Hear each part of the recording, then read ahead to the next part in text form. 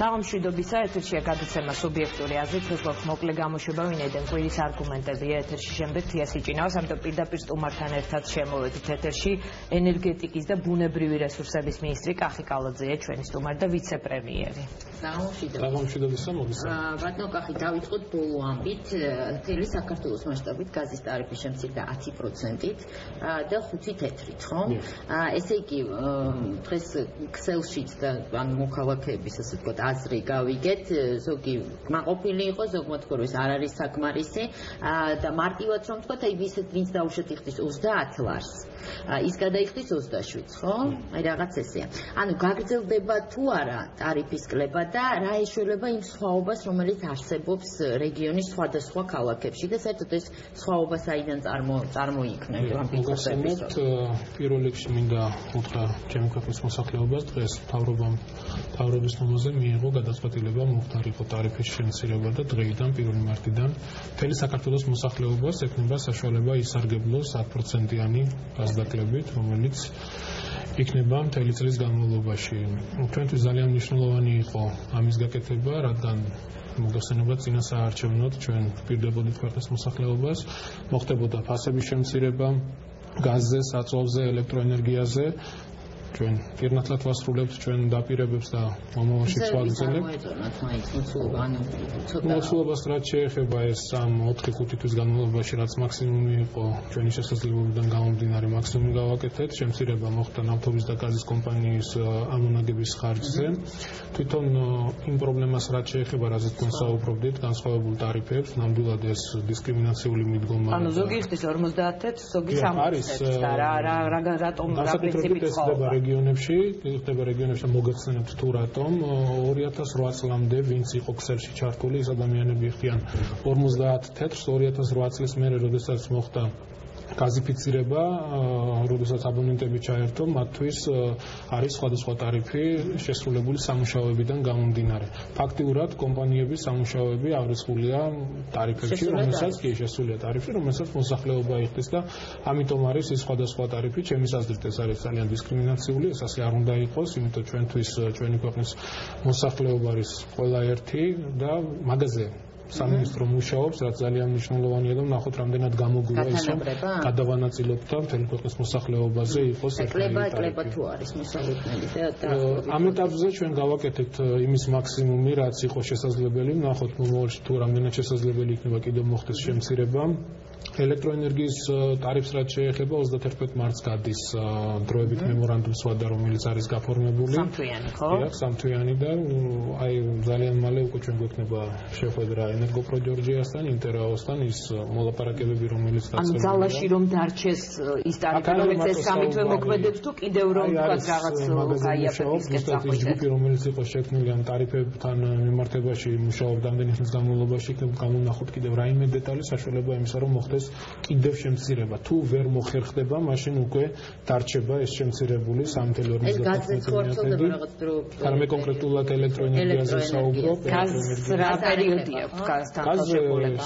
ის რაც გავაფორმეთ, ახლა მიიღო გადაწყვეტილება მთავრობამ, 1 წლიანია, დეკემბრის 2013 წლის დეკემბრის ბოლომდე იქნება ეს შემცირებული და მე ალბათ ეს ყველაფერს ეხება თუ იმ საწარმოებს, თქვათ, ორგანიზაციას, რომლებიც ძალიან დიდი რაოდენობით მოიხმარენ. ეს არის მხოლოდ სოციალურ გაზია საუბარი, ანუ მოსახლეობას. მე მინდა ასევე შევეხო ბენზინის ნავთობის ფასებს. ხო, სულ არის საუბარი, რომ თვითონ გაიერთდა, მაგრამ ისევ გაძვირდა. საუბრობდნენ ამასთან დაკავშირებით, ბატონი ჯაფარიძე გამოვიდა და თქვა, რომ შარშანდელთან შედარებით ფასები გაზრდილია და ამას კიდევ დაემატა სააკაშვილის ის ბრიფინგი, როდესაც ის საუბრობდა იმასთან დაკავშირებით, თითქოს ჩვენ დავპირდით მოსახლეობას 1 ლარით შემცირებული იყო საწვავის ფასები და ეს არ გავაკეთეთ, ესეც არის სიცრუე. მანოვერები შუმაც ახსენა რამდენჯერმე თითქოს თქვენ მიიღებდითო სერიოზულ თანხებს და სად არის ახლა ის თანხები. აგრძელებს იმ 9 წლიან ციკლს სიცრუეში ამყოფოს ჩვენი ქვეყნის მოსახლეობა.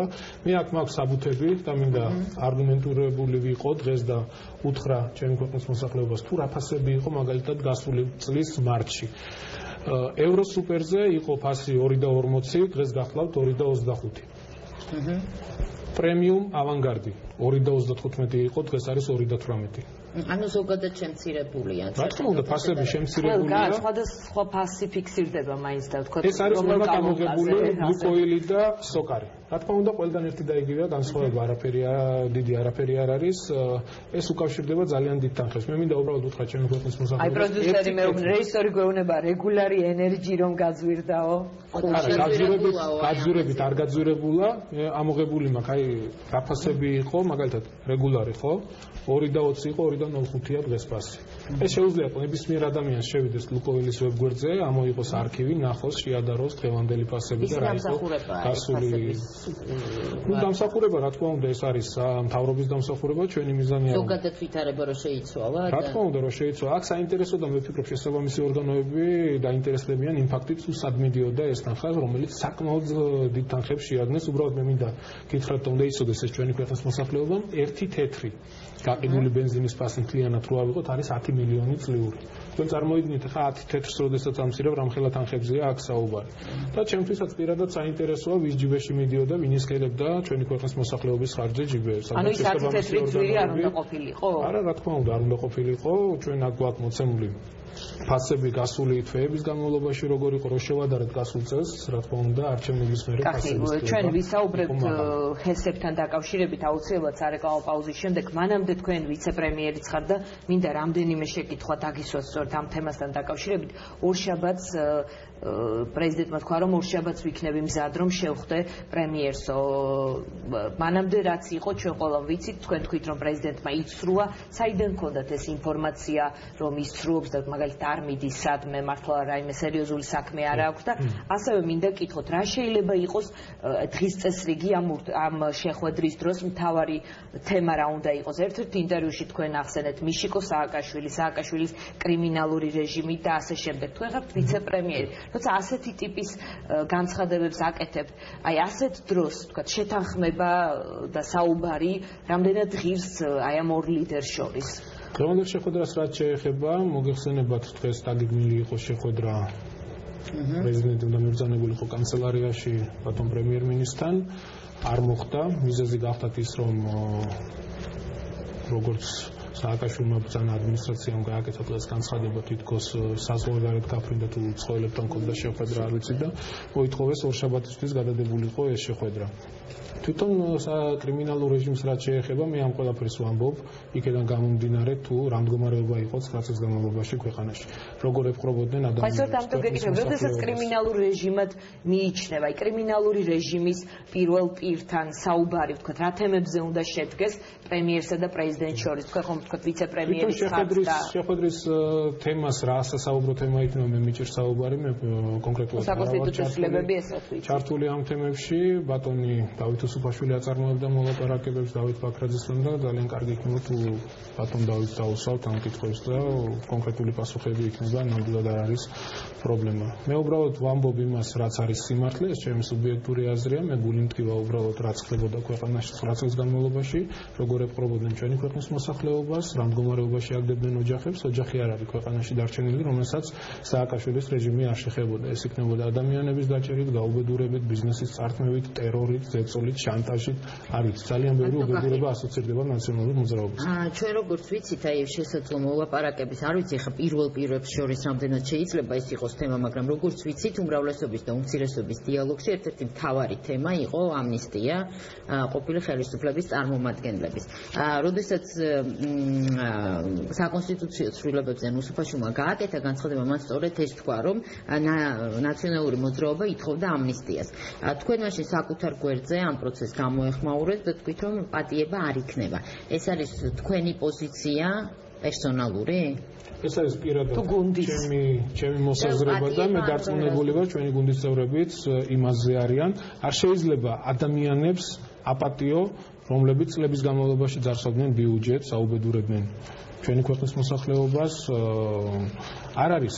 მაშინ სახედავთ შეთანხმების შესაძლებლობას. მე გეტყვით უბრალოდ ჩემ მოსაზრებას იმასთან დაკავშირებით, რომ როდესაც ხარ საჯარო მოხელე, თავრობაში მე ვფიქრობ უნდა იყოს მისაბაძი ადამიანი უნდა გააკეთო ყველაფერი შენი ქვეყნის საკითხით შენი ხალხის საკითხით არ ნიშნავს ამის გამო ბევრი ადამიანი იყო ასე ვთქვათ ჩართული ამ პროცესში რომელსაც შეიძლება საკუთარ სურვილის საწინააღმდეგოდაც მოქმედებდა მე როგორც ვიცი უმრავლესობას ძირითადად ამ ხალხის გაფრთხილებაზე აქვს აქცენტი და მათ ამინისტიაზე ხო არ ვიცი ხა რამდენად შესაძლებელი იქნება ადამიანები რომლებიც ბიუჯეტს არ ცნობდნენ დღეს ჩვენ გამოვიყვანოთ და გავთავისუფლოთ ყველაფერი დარღვევებისაგან ხო ჩემის აზრით ეს ანუ ყველას უნდა მოიწოს რაღაც მაღალი თანამდებობის პირები უნდა დაისაჯნონ და ქვედარგოლების უნდა გავრცელდეს ამ თქვენი პოზიცია როგორია ის ადამიანებს რომლებსაც დანაშაული აქვთ ჩადენილი ქვეყნის წინაშე ხალხის წინაშე კანონის წინაშე მათ აუცილებლად პასუხი უნდა ეს საარჩევნო დაპირება უნდა რა თქმა უნდა სამართლიანობის აღდგენა ძალიან მნიშვნელოვანია ჩემის აზრით განხვედრა პოზიციების განხვედრა ამასთან დაკავშირებით და მე ვფიქრობ პირადად რომ კანონის უზენაესობა ჩვენი გუნდი ყველა ამაში დამეთანხმება არის ძალიან მნიშვნელოვანი კანონი უნდა იყოს ყველასთვის ერთი ეს არ აქვს მნიშვნელობა იქნება ჩვეულებრივი მოქალაქე სახელმწიფო მოხელე კანონის უზენაესობა კანონი დგას ყველაზე მაღლა კარგით ეხლა რეკლამაა ჩვენს ეთერში რეკლამის შემდეგ დაუბრუნდებით და გულოდეთ